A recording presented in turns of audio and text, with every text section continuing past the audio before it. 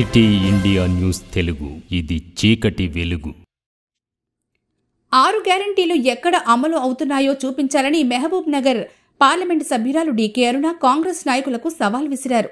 సోమవారం స్థానిక కార్యాలయంలో ఏర్పాటు చేసిన విలేకరుల సమావేశంలో ఆమె మాట్లాడుతూ 6 గ్యారంటీలోని ఉచిత బస్సు ప్రయాణం గ్రామీణ పేద ప్రజలకు శాపంగా మారిందని, గ్రామాలకు ఉన్న బస్సు సౌకర్యం తీసేశారని, మరికొన్ని గ్రామాలకు బస్సులను తగ్గించి వేశారని ఆమె ఆరోపించారు. వితంతువులకు కొత్త పెన్షన్ యాడుందని, రైతులకు రైతు బంధు ఎక్కడని, ఆసరా పెన్షన్ 4000 రూపాయల పెంపు ఎక్కడికి పోయిందని, కళ్యాణ లక్ష్మి కింద ఇస్తామన్న తులం బంగారు ఎక్కడిచ్చారని ప్రశ్నించారు. అలాగే మహిళలకు ఇస్తానన్న 2500 ఎవరికిచ్చారని, మీరిస్తానన్న ఇందిరమ్మ ఇళ్ల జాడ ఏడుందంటూ ఆమె నిలదీశారు. ప్రతి గింజకు 500 బోనస్ అని ప్రకటించి ఇప్పుడు సన్నాలకు మాత్రమే అంటున్నారని, హామీలన్నింటినీ మూసేసి మారేడుకాయలతో మాయలు చేయడం తప్ప కాంగ్రెస్ ప్రభుత్వం ప్రజలకు చేసిందేమీ లేదని ఆమె తీవ్రంగా విరుచుకుపడ్డారు. పాడి రైతులు ఇప్పటిదాకా వాళ్ళ బిల్లులు రాలేదు. వేల కోట్ల మాటలు మాట్లాడుతున్నారు, రోజు అభివృద్ధి గురించి మాట్లాడుతున్నారు. చిన్న రైతులు, పాడి రైతులు అంటే అది పాలు పోసుకొని పాలు అమ్ముకొని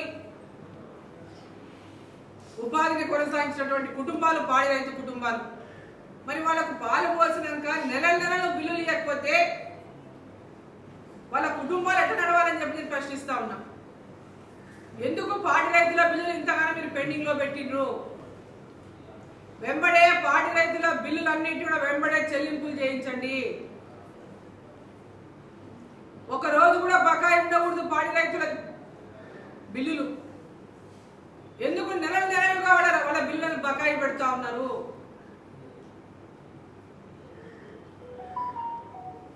వాళ్ళు కనీసం ఆ యొక్క పశు సంపదకు పోషించుకోవడానికి కూడా నెల డబ్బులు కావాలి. వాళ్ళ బిల్లులు ఇన్ని నెలలు పెండింగ్ పెడితే వాళ్ళు ఏ విధంగా పశు సంపదను కాపాడుకోవాలి? వాళ్ళ ఉన్న జీవనాధారాన్ని కోల్పోయేటటువంటి పరిస్థితులను దయచేసి కల్పించొద్దు. వెంబడే వాళ్ళ బిల్లులన్నింటి కూడా రాష్ట్ర ప్రభుత్వం చెల్లించే దిశగా ముఖ్యమంత్రి గారు నిర్ణయం తీసుకోవాలని చెప్పి ఈ సందర్భంగా నేను కోరుతా ఉన్నాను. వెంబడే రైతులకు ధాన్యాన్ని, ఈరోజు కొనుగోలు కేంద్రంలో ఉన్నటువంటి ధాన్యాన్ని ఆలస్యం చేయకుండా వెంబడే వాటిని కొని వాటికి వెంబడే అందరికీ కూడా బోనస్ని వెంబడే అందే విధంగా రాష్ట్ర ప్రభుత్వం చర్యలు తీసుకోవాలి. వాళ్ళ మాట ఒకటి చేత ఒకటి ఈరోజు కనపడతా ఉంది. ఇమ్మీడియట్ గా రైతులను ఇబ్బంది పెట్టకుండా వాళ్ళ ధాన్యాలు ముఖ్యమంత్రి గారి పేరు చెప్తే బాగుంటుంది. కొందరు అంటే వాళ్ళ ఎమ్మెల్యేనా కొందరు, ఎవరు ఆ కొందరులో వాళ్ళ ఎమ్మెల్యే కూడా ఎవరు ఉన్నారా? నాకు ఎట్లా తెలుస్తుంది? ఆ కొందరు అంటే ఎవరో చెప్పాలి కదా. మేమైతే పూర్తి సహకారం, కేంద్ర ప్రభుత్వం నిధులన్నీ కూడా రాష్ట్ర ప్రభుత్వానికి రావాల్సినటువంటి అన్ని పథకాల నిధులు టైంని రిలీజ్ చేస్తున్నారు. పూర్తిగా ఈ మొన్ననే నేను దిశ రివ్యూ కూడా చేసిన దిశ కమిటీలో కేంద్ర ప్రభుత్వం నుంచి ఎక్కడ కూడా ఏ పథకంలో కూడా ఎలాంటి డిలేస్ లేవు. సో ఇక్కడ కొన్ని పథకాల్లో కొంత ఆలస్యం అనేది ఇప్పుడు కాదు, ఇది ప్రభుత్వం రాకముందు కొన్ని స్కీమ్స్ కొన్ని ఉన్నాయి. దానికి సంబంధించి కూడా అన్ని వివరాలు తెలుసుకోమని చెప్పినాం. కారణం ఏంటో, సో రాష్ట్ర ప్రభుత్వం ఎలాంటి అభివృద్ధి జిల్లాలో చేసినా, రాష్ట్రంలో చేసిన అభివృద్ధికి ఎప్పుడు కూడా భారతీయ జనతా పార్టీ ఆటంకం కలిగేది. కానీ అభివృద్ధి పేరు మీద అవినీతి చేస్తామంటే కూడా ఊరుకోదు. అభివృద్ధి పేరు మీద అవినీతికి పాల్పడతాము అంటే ఈ రాష్ట్ర ప్రభుత్వం చూస్తూ ఊరుకోదు. మహబూబ్ నగర్ జిల్లాకు వచ్చే విషయానికి వస్తే ఇక్కడ అభివృద్ధిలో ఎలాంటి ఆటంకాలు ఎప్పుడు కలిగలేదు. ఆటంకాలు అభివృద్ధిలో కలిగించేటటువంటి అవకాశం కూడా ఉండదు. ఒకటి గతంలో కూడా కోరిన ముఖ్యమంత్రి గారిని, ఎందుకంటే ప్రధానంగా మన జిల్లా నుంచి ముఖ్యమంత్రి గారు ఉన్నారు. మన ఉమ్మడి జిల్లా, మహబూబ్ నగర్ జిల్లా వెనకబడిన ప్రాంతం నుంచి అండర్ డెవలప్డ్ గ్రామాలకు, అనేక గ్రామాలకు రోడ్డు మార్గాలు లేవు. అనేక మార్గాలకు ఇప్పటికీ రోడ్ కనెక్టివిటీస్ లేవు. డాంబర్ రోడ్లు లేవు. కొన్ని ఊళ్ళకు మట్టి రోడ్డు కూడా సరిగ్గా లేవు. అటువంటి అనేక గ్రామాలు ఉన్నాయి మన ఉమ్మడి మహబూబ్ నగర్ జిల్లాలో. సో ఉమ్మడి మహబూబ్ నగర్ జిల్లా టోటల్గా ప్రతి విలేజ్ టు విలేజ్ రోడ్ల సమాచారాన్ని ముఖ్యమంత్రి గారు తెప్పించుకొని మొత్తం మహబూబ్ నగర్ జిల్లాని ప్రతి గ్రామానికి రోడ్డు సౌకర్యం కలిగించాలి, బీటీ రోడ్డు సౌకర్యం. రోడ్ల స్థితి కూడా అధ్వాన్నంగా ఉంది, పాత రోడ్లు పాడైపోయి అటువంటి రోడ్లన్నింటినీ పునరుద్ధరించాలి.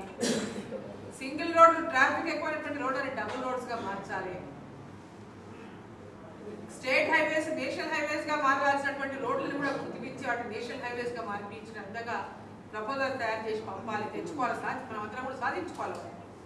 సో ఆ దిశగా ముఖ్యమంత్రి గారు ఖచ్చితంగా ఈ జిల్లాను అభివృద్ధి చేయడానికి ఒక మంచి ఆయనకు వచ్చినటువంటి సువర్ణ అవకాశం. ఈ అవకాశాన్ని పూర్తిగా సద్వినియోగం చేసుకోవాలని నేను కూడా ఈ సందర్భంగా నేను కోరుతున్నాను. నిన్న కురుమూర్తికి రోడ్ ఇచ్చినారు, మంచి సంతోషం. అటువంటి మంచి పనులు చేయండి.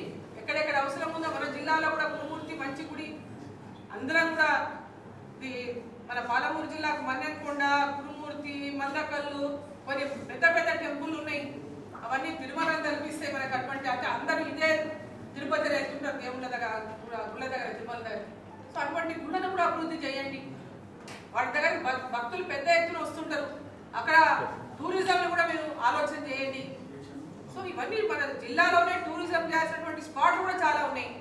వాటిపైన కూడా వాటికి రోడ్డు సౌకర్యాలు కానీ, అక్కడ ఉండడానికి సౌకర్యాలు కానీ, ఉండడానికి కూడా ఫెసిలిటీస్ కానీ, ఇవన్నీ కూడా చేయడానికి చాలా ఉన్నాయి మన జిల్లాలో చేయడానికి. సో అవన్నీ కూడా మనం చేసుకునేటువంటి అవకాశం మనకు వచ్చింది ఈరోజు. జిల్లా ముఖ్యమంత్రి ఉన్నాడు కాబట్టి, జిల్లాలో ముఖ్యమంత్రి ఉన్నాడు కాబట్టి రాష్ట్ర ముఖ్యమంత్రి మన జిల్లా గురించి పూర్తిగా దృష్టి పెట్టాల్సినటువంటి అవసరం ఉంది. గతంలో ఉన్నటువంటి ముఖ్యమంత్రులు ఏ నియోజకవర్గంలో ఉంటే ఆ నియోజకవర్గము ఆ జిల్లాని మొత్తం అభివృద్ధి చేసింది.